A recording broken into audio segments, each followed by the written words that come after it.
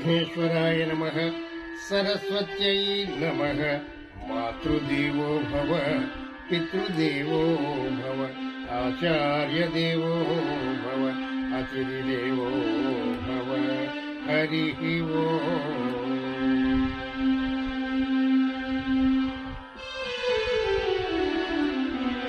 శ్రీ భాగవత కథా శ్రవణము ఎన్నో జన్మల పుణ్యమురా, ఎన్నో జన్మల పుణ్యమురా. శ్రీ భాగవత కథా శ్రవణము ఎన్నో జన్మల పుణ్యమురా, ఎన్నో జన్మల పుణ్యమురా. 7 జన్మముల పాపహరణము, 7 జన్మముల పాపహరణము, ముక్తిదాయకము మంగళప్రదము, ముక్తిదాయకము మంగళప్రదము. శ్రీ భాగవత కథా శ్రవణము ఎన్నో జన్మల పుణ్యమురా, ఎన్నో జన్మల పుణ్యమురా.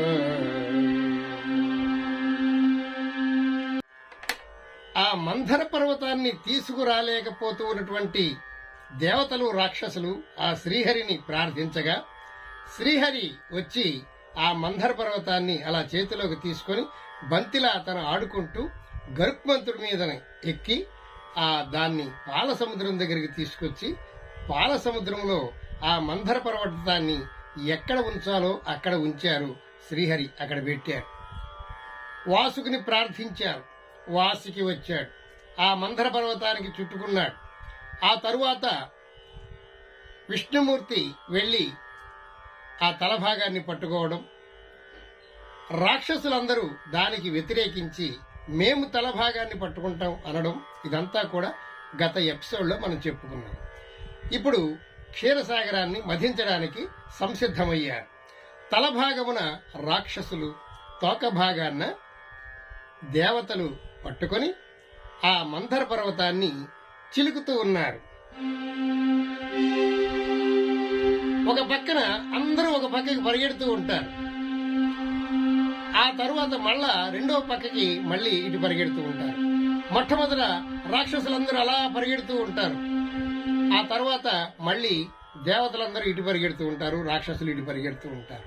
దాన్ని మజ్జిగ కవ్వం చిలికినట్టుగా చిలకాలి. మనకు బాగా అర్థం అవ్వాలంటే మజ్జిగ కవ్వాన్ని ఇట్లా ఇట్లా ఇలా ఇలా ఎలా అయితే లాగుతామో అదే విధంగా చిలకడానికి సంసిద్ధమయ్యారు దేవతలు, రాక్షసులు. హైలేస హైలేస హో హైలేస, హైలేస హైలేస హో హైలేస, హైలేస హైలేస హో హైలేస. ఈ విధంగా మంథర పర్వతాన్ని కవ్వంలా చేసుకుని పాల సముద్రాన్ని చిలకడం మొదలుపెట్టారు దేవతలు, రాక్షసులు.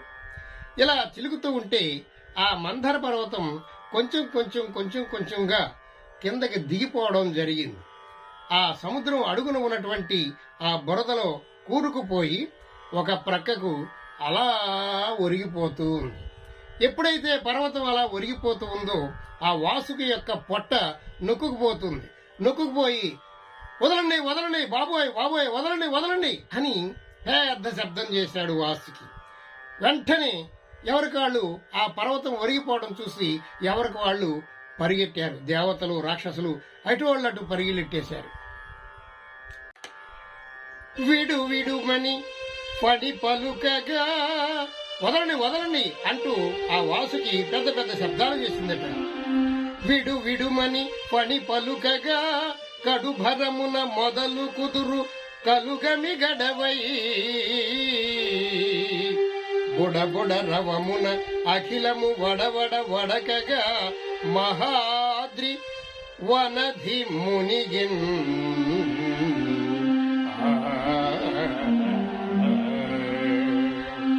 విడువిడుడని ఫణి పలుకగా కడుభరమున మొదలు కుదురు కలుగమిగడవై బుడబుడ రవమున అఖిలము వడవడ వడకగ మహాద్రి వనధి మునిగన్.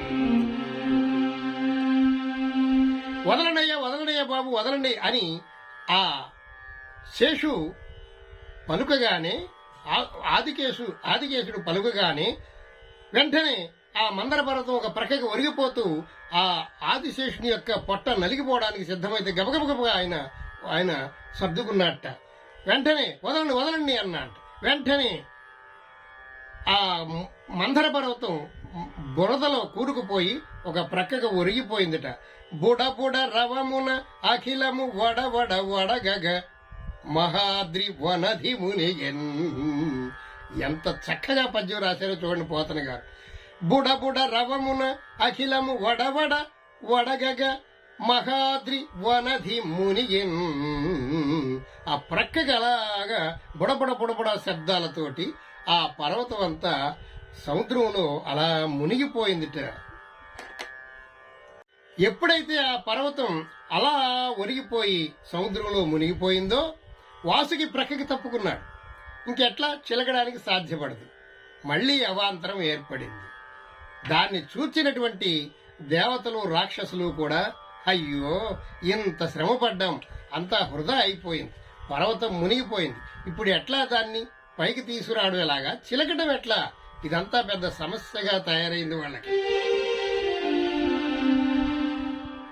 వననిధి జలము లోపల మునిగెడి గిరి చూచి,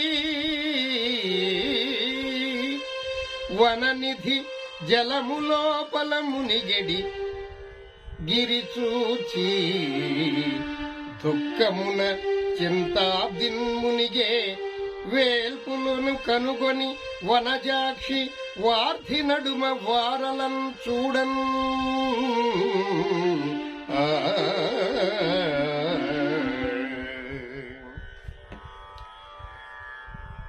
జలములో మునిగిపోతున్నటువంటి ఆ పర్వతాన్ని చూచి దేవతలు అందరూ కూడా, రాక్షసులు అందరూ కూడా మళ్లీ విచారంలో మునిగిపోయారు.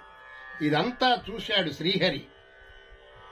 వెంటనే ఆయన ఒక అద్భుతమైనటువంటి ఆకారాన్ని తనంతట తాను సృష్టించుకున్నాట.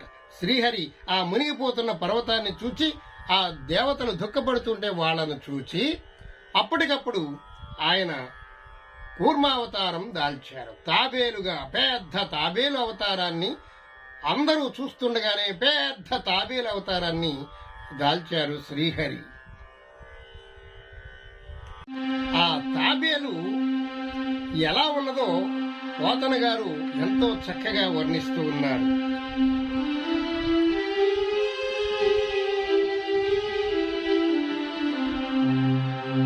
సవరనై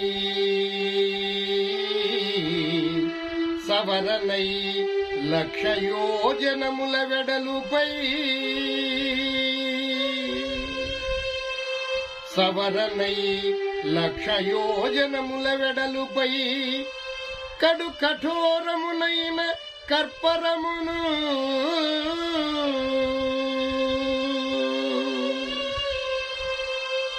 కడు కఠోరమునైన కర్పరమును అదనైన బ్రహ్మాండమైన ఆహారించు ఘనతరంబగు ముఖగహ్వంబు, అదనైన బ్రహ్మాండమైన ఆహారించు ఘనతరంబగు ముఖగహ్వంబు, సవరనై లక్షయోజనముల వెడలుపై. ఆ తాబేలు యొక్క పైభాగము, వీపి భాగం అంతా కూడా సమానంగా ఉందట. ఎంతుందట? 1,00,000 యోజనముల వెడలుపై. 1,00,000 యోజనాలు వెడల్పు ఉందట. ఒక యోజనం అంటే సుమారు 4 మైళ్ళు. అలాంటిది 1,00,000 యోజనాల వెడల్పు ఉన్నంత ఈపి కలిగినటువంటి పెద్ద తాబేలు అవతారాన్ని ధరించాడు శ్రీహరి. కడు కఠోరమునైన కర్పరము. దాని యొక్క వీపు భాగం చాలా గట్టిగా ఉందట. అదనైన బ్రహ్మాండమైన ఆహారించు ఘనతరంబగు ముఖ గహ్వంబు. ఈ బ్రహ్మాండాన్నంతా కూడా అలా మింగేస్తుందేమో అన్నంత పెద్ద నోరు తెరిచిందట. సకల చరాచర జంతురాసుల నెల్ల మృంగి లోగొను నట్టి మేటి కడుపు. ఈ సృష్టిలో ఉన్నటువంటి సకల చరాచర జంతువులన్నిటినీ కూడా ఒక్కసారి మింగేయగలిగినటువంటి అంత పెద్ద కడుపు ఉన్నదట, కడుపు పొట్ట. ఇంకా ఎంత బలంగా ఉందో చెప్తున్నారు. విశ్వంబుపై వేరు విశ్వంబు పైబడ్డ ఆగిన కదలని ఎట్టి కాళ్ళు.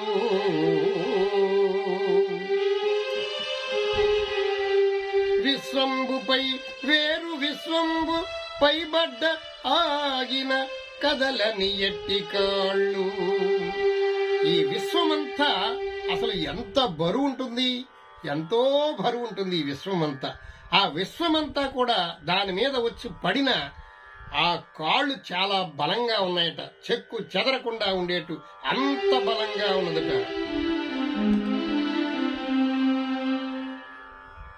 వెలికి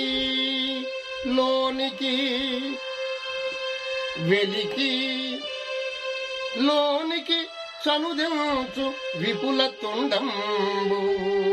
దాని యొక్క నోరు పెద్ద తొండంలా ఉండి బయటికి లోనికి తిరుగుతూ ఉందిట. వెలికి లోనికి చనుదెంచు విపుల తొండంబు. అంబుజముల పోలెడి అక్షయుగము. ఆ నోరు అలా బయటికి పెడుతూ ఉంటే దాని యొక్క కన్నులు పద్మాల్లా ఉన్నాయట. అంత అందంగా ఉన్నదా తాంబేలు. సుందరంబుగా విష్ణుండు సురలతోడి కూర్మి చెలువుందవక మహాకూర్మమయ్యే. ఆ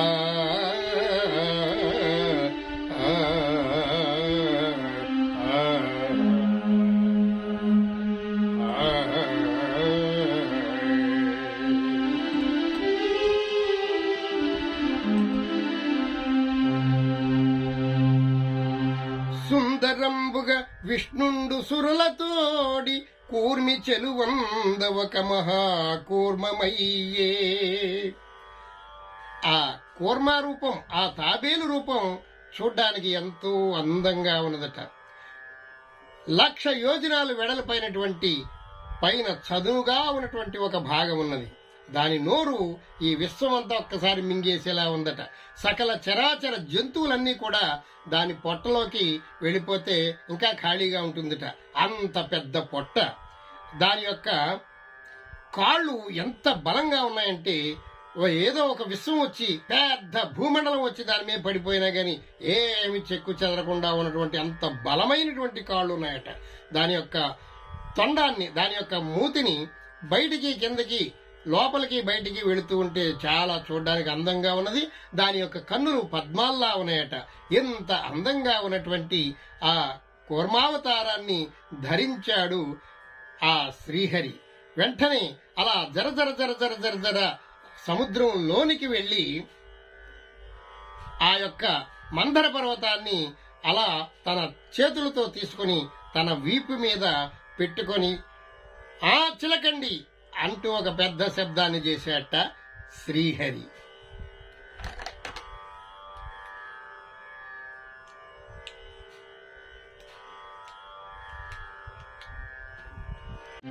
ఓం విఘ్నేశ్వరాయ నమః, సరస్వత్యై నమః. మాతృదేవో భవ, పితృదేవో భవ, ఆచార్య దేవో భవ. హరి ఓం. మనం భాగవత కథాంశంలోకి వెళదాం.